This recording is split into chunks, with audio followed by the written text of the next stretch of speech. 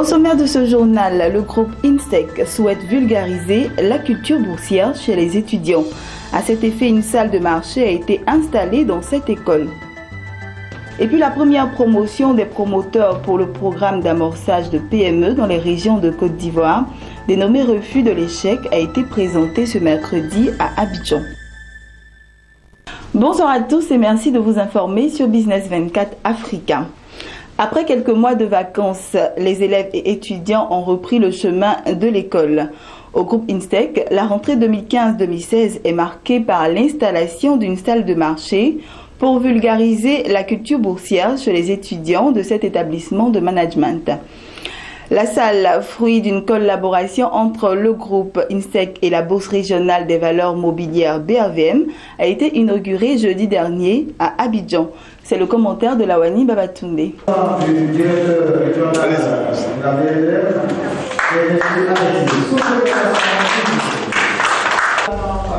A besoin de se rendre au siège de la Bourse régionale des valeurs mobilières BRVM pour s'informer des cotations journalières. À partir de cette salle, désormais, les étudiants en sciences économiques et financières du groupe INSTEC d'Abidjan peuvent en temps réel suivre toutes les activités de la BRVM, la 6e en Afrique en termes de capitalisation. Cette salle de marché se veut aussi un support de cours pour joindre la pratique à la théorie.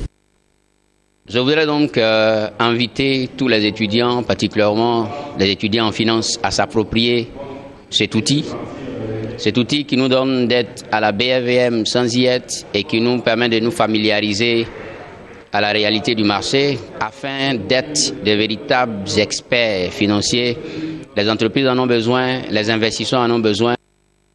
À l'INSTEC, notre but, c'est de faire en sorte que des étudiants, même lorsqu'ils sont encore à l'école, ils acquièrent une certaine expérience professionnelle. Notre objectif, donc, c'est de rapprocher le maximum l'école du monde professionnel afin que nos étudiants soient opérationnels dès qu'ils sont disponibles. La salle des marchés du groupe INSTEC est le produit de l'union entre les dirigeants de cette école de management et la Bourse régionale des valeurs mobilières. Une union rendue officielle à travers la signature d'une convention. La BRVM, dans sa politique de vulgarisation de la culture boursière, s'engage ainsi à poursuivre son action par la formation des étudiants du groupe INSTEC. Pas seulement une connexion et une inauguration qu'on a faite aujourd'hui. Il faut que les étudiants, les profs s'approprient l'outil et nous sommes là. On a une équipe à l'antenne nationale pour supporter le développement et la prise en charge de cet outil-là. Le groupe INSTEC a été créé en 1993. Il forme au cycle de licence, master et doctorat, spécialisé en formation initiale et en formation professionnelle continue. Il s'apprête à ouvrir 2 nouvelles classes, à savoir le master en analyse financière avancée et le master en intelligence économique. Et puis on reste toujours en Côte d'Ivoire. La première promotion des promoteurs pour le programme d'amorçage de PME dans les régions de la Côte d'Ivoire, dénommé Refus de l'échec, a été présentée par les membres de l'Institut ivoirien de l'entreprise INIE. Spécialisés dans l'agriculture hors sol et la pisciculture, ces jeunes sont issus de toutes les régions de la Côte d'Ivoire. Ils ont reçu à cette occasion les conseils de leur encadreur. C'était ce mercredi à Abidjan. Ils étaient 7292 au départ. 2117 ont été présélectionnés. Après des tests, finalement, 114 ont été retenus pour bénéficier de l'appui de l'État à travers le projet Clonix. La première promotion des promoteurs pour le programme d'amorçage de PME dans les régions de Côte d'Ivoire, dénommé Refus de l'échec, a été présentée par les membres de l'Institut ivoirien de l'entreprise INIE. Ces jeunes, issus de toutes les régions de la Côte d'Ivoire, se sont spécialisés dans l'agriculture hors sol et la pisciculture. Je suis vraiment très heureux ce soir de faire partie de la première promotion du projet Clonis initié par l'État de Côte d'Ivoire. C'est un rêve qu'on a entendu il y a longtemps.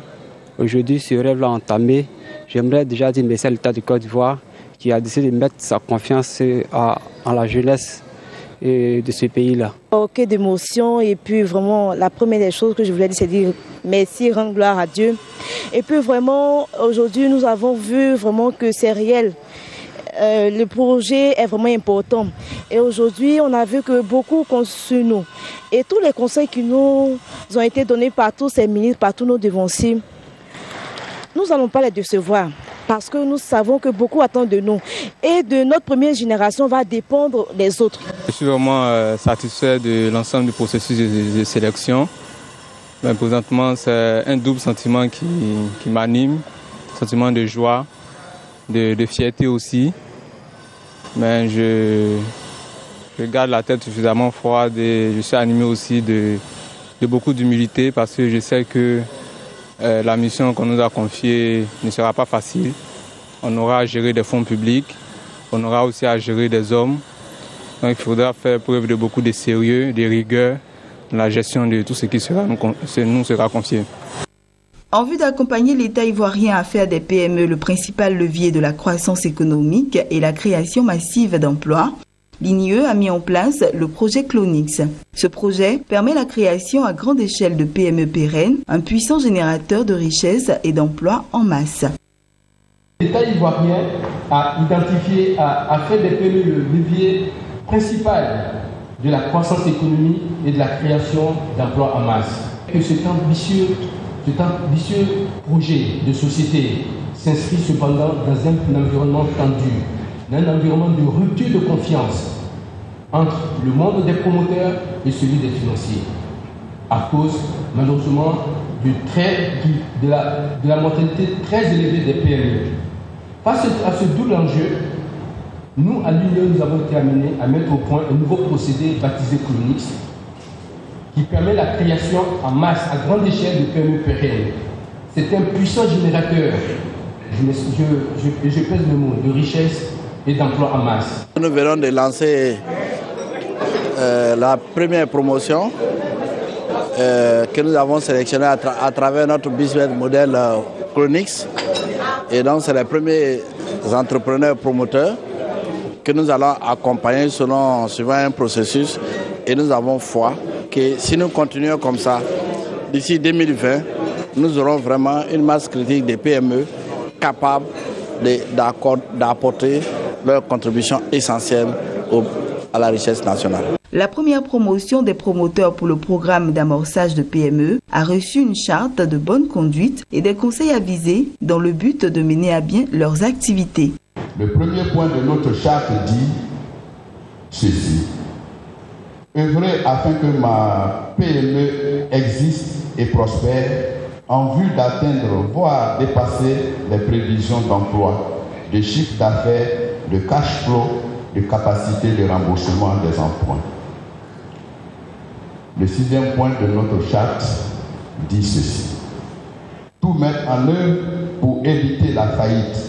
Toutefois, si cela advenait, être prêt à subir la rigueur de la loi, en particulier les sanctions retenues collégialement par les membres du réseau de PME, dont le promoteur est membre solidaire à part entière.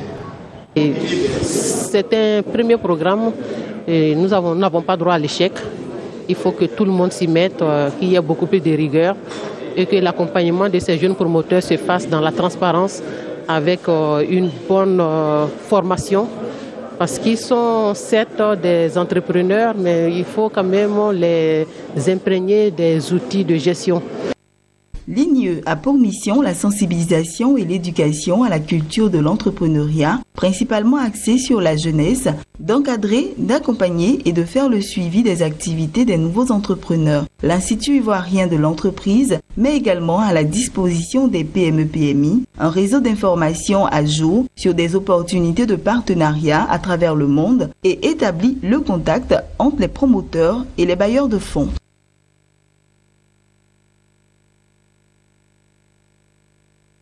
Et puis rendons-nous au Ghana à présent. Sachez que le Ghana a émis le 7 octobre un eurobond d'un montant de 1 milliard de dollars à un taux de 10,75%, a annoncé le ministre des Finances dans un communiqué.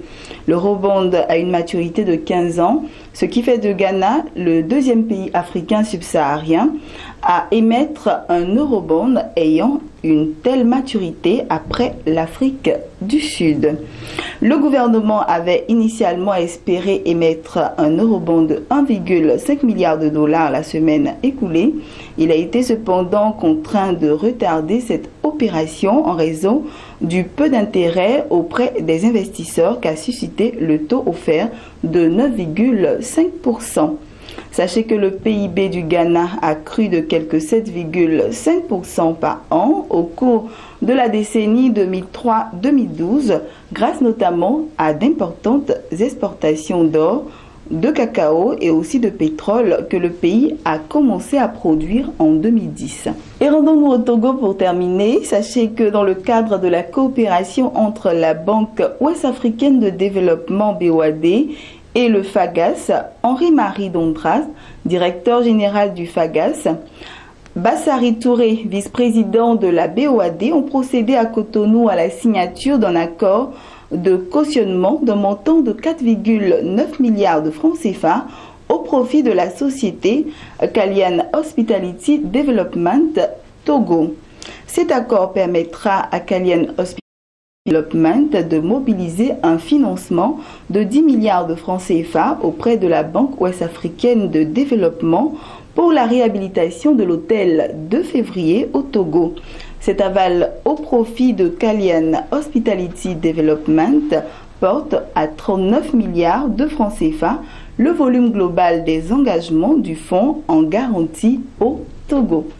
Voilà, c'est ici que nous refermons ce journal. Bonne suite de programme sur Business 24 Africa et à demain, même heure, même chaîne.